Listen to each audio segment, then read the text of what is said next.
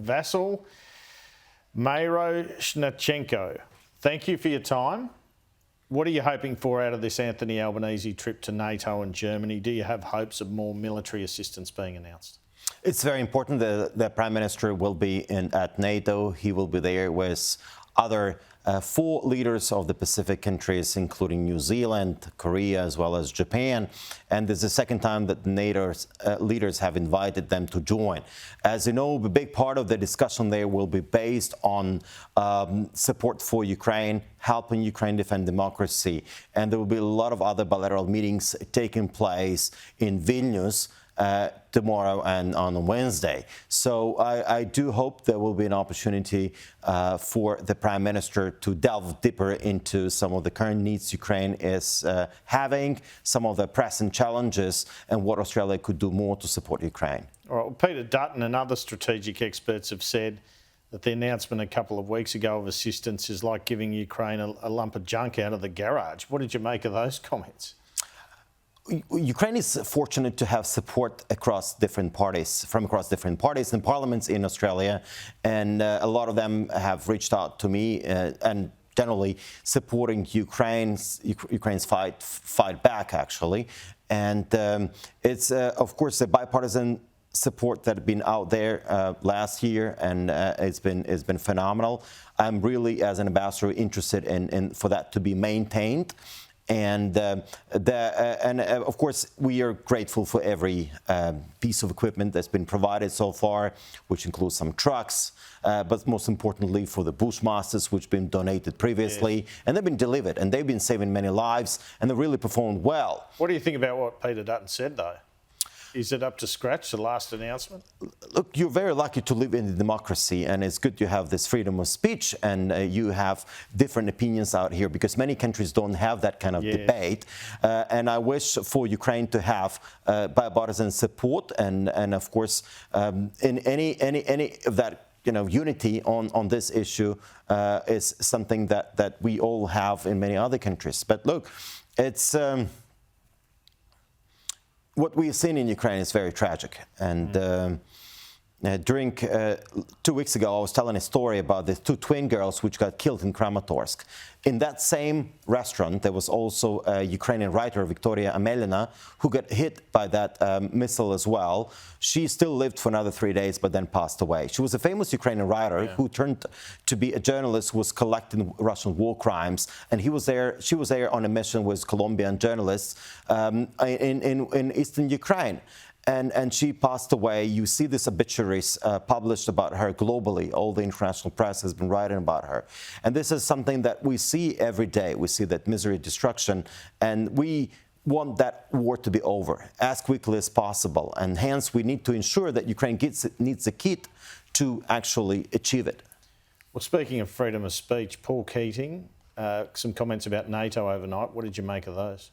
It's difficult for me to comment, Paul Keating, of course, and I will try to refrain from that. And I think at the end of the day, it's again, a sign of healthy and robust democracy that Australia is so lucky to have, where you have different opinions. Of course, it's in the interest of Australia to maintain very close ties with NATO countries, and especially it's important because what's happening in Ukraine is a global issue. It's not a regional issue. It's a global issue which is impacting everybody, everywhere, including Australians, including here in the Indo-Pacific region. So from your point of view, fair enough to involve Australia and Asia in this summit? Absolutely. And there is a reason why Australia has been involved, and it's not the first time it happened. And definitely the Russian invasion of Ukraine has undermined global security. It's undermined the security of the Indo-Pacific. It's undermined food security. It's undermined energy security. We see that if Australia we talk a lot about deterrence, but what is deterrence? At the end of the day, if Russians can get away with what they've done in Ukraine, what kind of a deterrence we can be talking about? It can inspire many other countries to change borders by force because they can do it. And how do some of the smaller nations in the Pacific feel about being cursed by bigger powers? Well, what practical effect will the NATO summit have, do you think? We see a lot of these summits, it seems to me, condemning Russia. It's a very important gathering. Of course, as you know, Ukraine has made an application for NATO accession.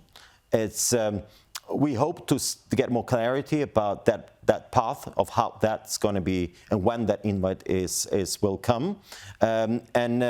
All these NATO summits are very important because they help to coordinate support for Ukraine. And there is a mechanism of how military support is being coordinated in Ramstein, which is pretty much driven by the NATO member states, but also a number of other countries are contributing, including Australia. So all of this is a very important sign of actually sending a very strong message to Putin, because it's done in Vilnius, which is a country having a big border with Russia. Yes. And it's important that that message is delivered to Vladimir Putin, that he needs to withdraw from Ukraine completely so that we can get back to the rules-based international order. Well, President Biden was asked overnight about the prospect of Ukraine joining NATO. Let's have a listen to that. I don't think there is unanimity in NATO about whether or not to bring Ukraine into the NATO family now, at this moment, in the middle of a war. What's your reaction to that? I think NATO needs Ukraine as much as Ukraine needs NATO, and we've already demonstrated that we have the capabilities to actually make NATO stronger.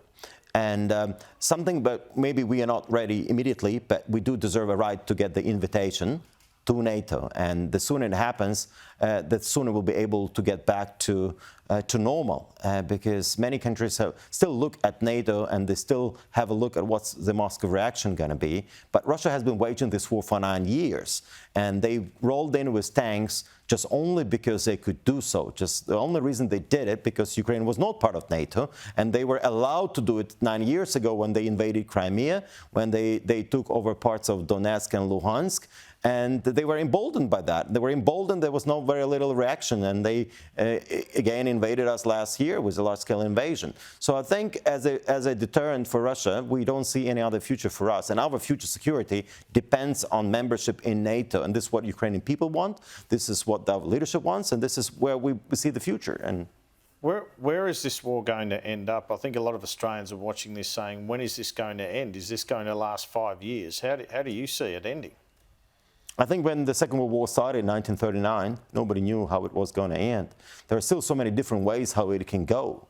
It can get worse before it's going to get better. We don't really know. But if you ask any Ukrainian, we can't wait until it's over. And we want that to be over sooner rather than later. But for us to get that done, we need to get the necessary military kit. So we're now in the counteroffensive, and not a single country has ever attempted to take over modern fortifications without air cover. We don't have air cover, and we are using our land forces to break through that.